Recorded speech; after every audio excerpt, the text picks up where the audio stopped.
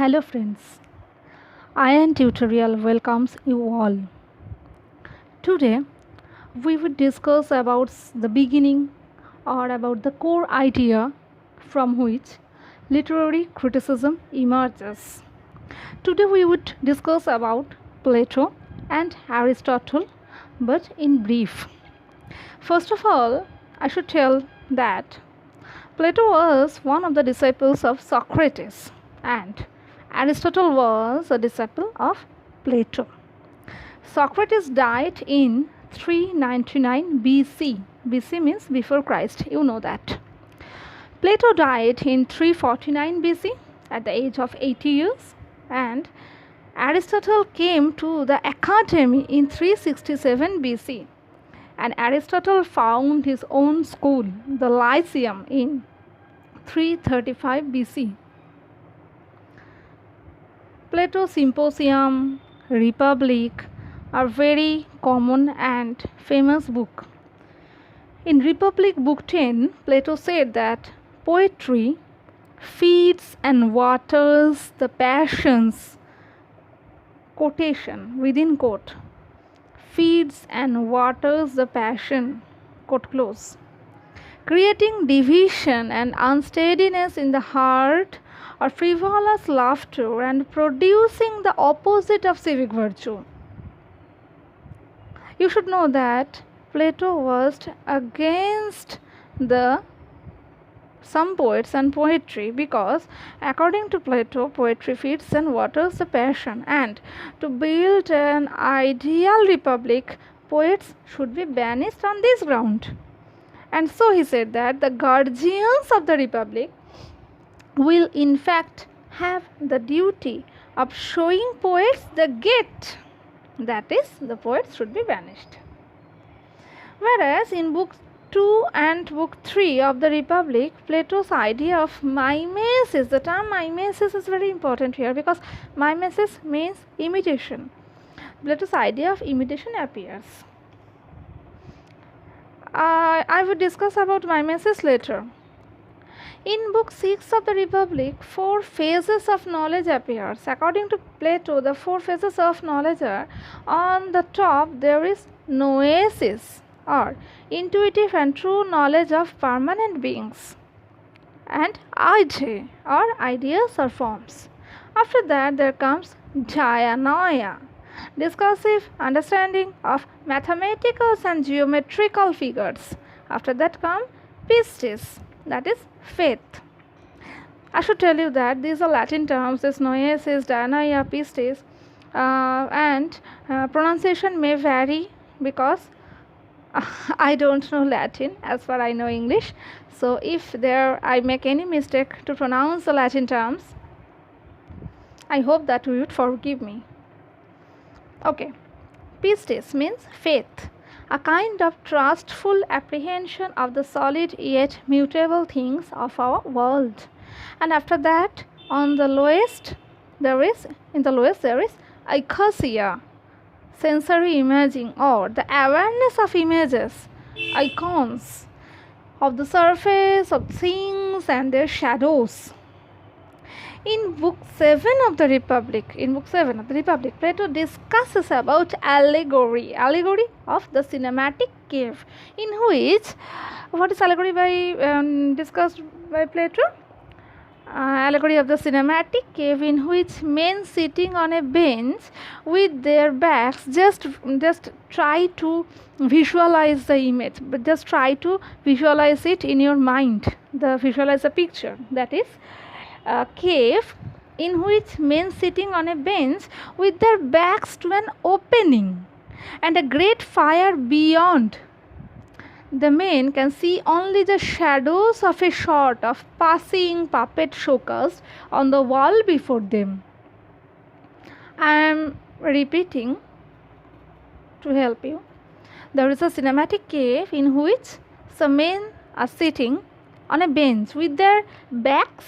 The back portion is towards the opening of the cave, and there is a great fire beyond, that is beyond the men, that is the fire is towards the opening of the cave, so the fire is beyond them.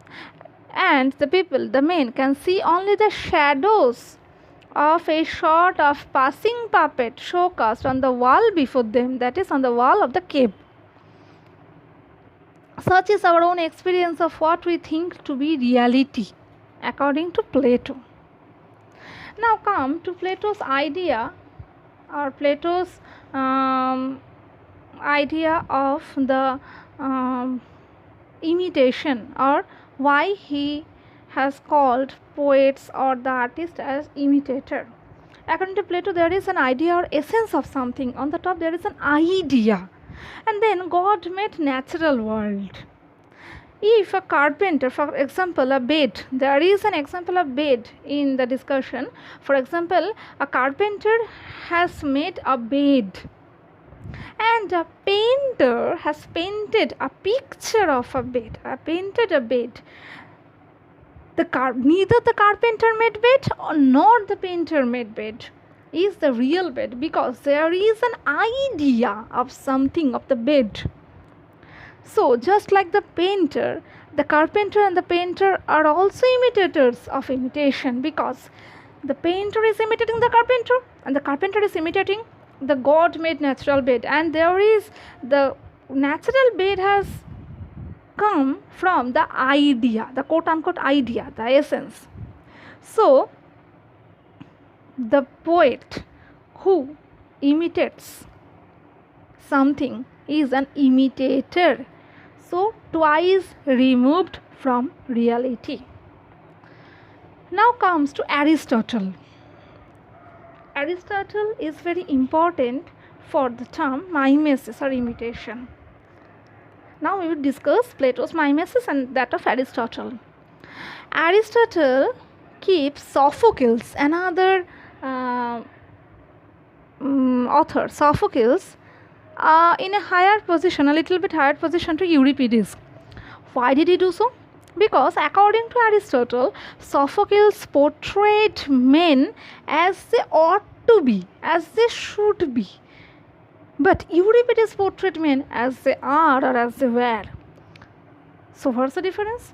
Sophocles portrayed men according to Aristotle. Okay, according to Aristotle, Sophocles portrayed men as they should be, but Euripides portrayed men as they are, in fact.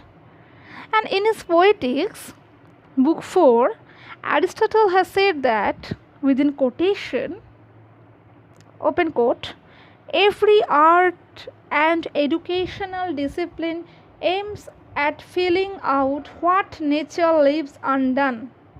Quotation close. I repeat, every art and educational discipline aims at filling out what nature leaves undone. In Physics, book 2, Aristotle says art finishes the job when nature fails or imitates the missing parts. In Poetics, Aristotle says art imitates nature, but the term imitation, but the term mimesis, which meant for Plato as removal from reality, distortion of reality, at least when he applied the term to art, is manipulated by Aristotle to mean something apparently better than reality. Because, in short, Aristotle means the poetic imitation is an imitation of inner human action. Got the point? In Plato, imitation or mimesis is removal from reality, a distortion from reality, not real. Distortion, removal. But to Aristotle, poetic imitation is an imitation of inner human action, and the art and educational discipline aims at filling out what nature leaves undone. So, Sophocles, according to Aristotle, when portray men, he portrayed it as they should be, better than in fact they are. But Euripides portrayed men as they are. According to Aristotle, there are 6 elements of tragedy. The elements are plot, character, thought, diction, song, and spectacle. In Latin, plot is muthos, character is ēthos, thought is dianoia, diction is lexis, song melos, spectacle opsis. The first three, that is plot, character and thought, are called matter. Diction and song are called medium, and spectacle is manner. So friends, this much for today. I hope that the core idea of mimesis to Aristotle, mimesis to Plato, the idea of allegory to Plato, why poets should be banished from the Republic according to Plato, this idea, I became able to make this idea a little bit clear to you. So thank you. And I should say to you that I should complete my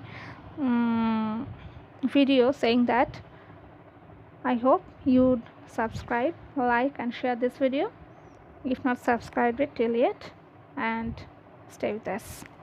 Thank you.